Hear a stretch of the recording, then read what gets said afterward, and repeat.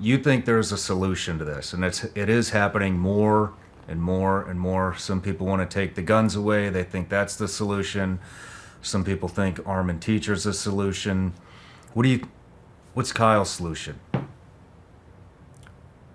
I think empowering people and not just to bear arms. Like it's a gun is a tool, and it can be used for good, to defend and to protect, and it can also be used for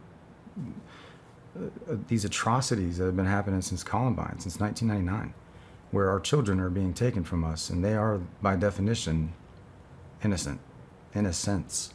They cannot protect themselves, nor should they have to. In that sense, like, we need to create an environment that we as American society like have had, and the fact is it's a societal change that needs to happen.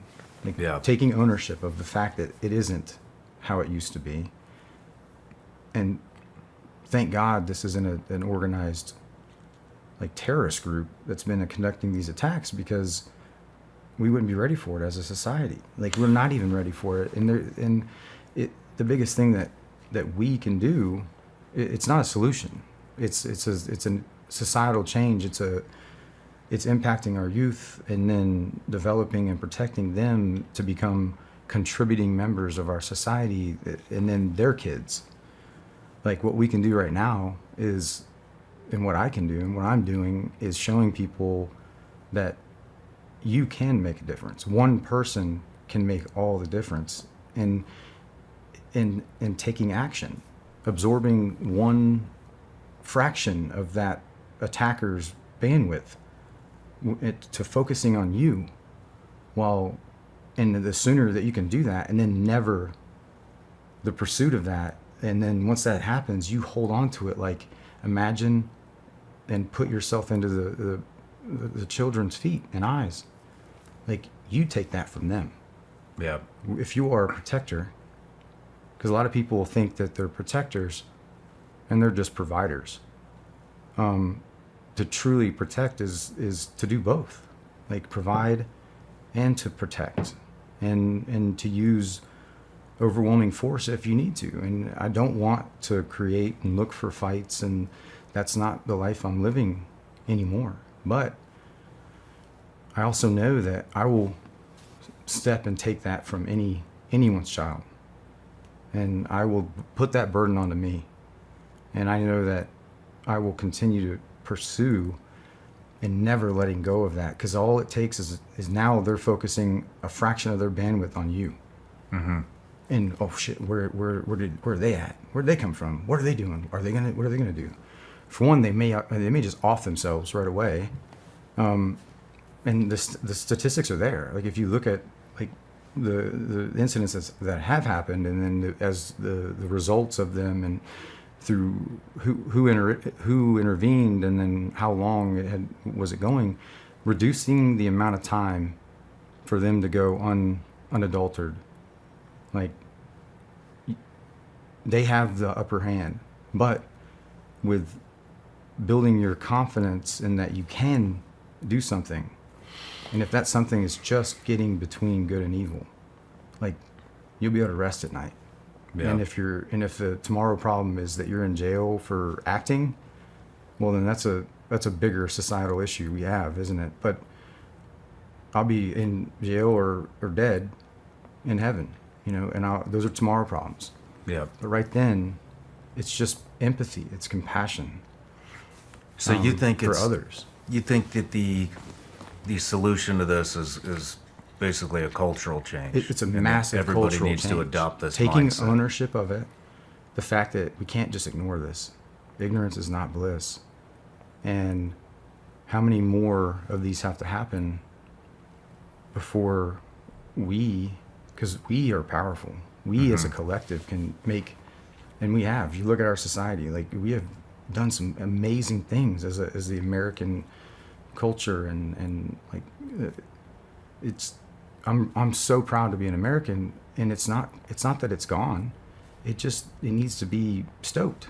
Like, the fire inside of all of us. Yeah. To taking ownership of it. Do you think that's actually a real possibility? Because one of the things that I see in today's culture is everybody's just looking for somebody to blame. Nobody actually wants to take responsibility, and nobody actually, from the school boards to the parents to the politicians to the people. Yeah. You know, what I see a lot of answers is instead of the parents actually learning maybe some things that they could adopt to improve their, kids' chances of survival if that was to happen. Like I did a video that was like 5 things that you could do, if there was an active shooter. And but what I see the parents doing is they want to hire a security guard. They are legitimately willing to bet their kid's life on somebody that they're going to pay $13 an hour for. Yeah. And that's their solution. There's They think that somebody that's being paid $13 an hour is going to jump in front of the bullet that's heading right for their kid's face. And that's not going to happen. Yeah. Because and I think that the people are just too busy, or they think that their priorities aren't there. This is somebody else's job to teach my kid this stuff. This is somebody else's job to protect. That's your fucking job. No, that's your fucking kid. Your safety and your security and of what you care about and who you care about is on you.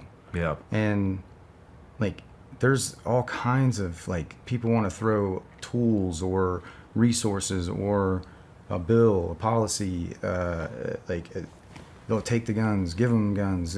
Like to me, it's like let's strip all of that away, and just focus on the fact that, like, get back to center of what it is to be a protector, like truly, in your household, and then if you think about how powerful that is, to make a change, like an impact change, it's like a ripple effect.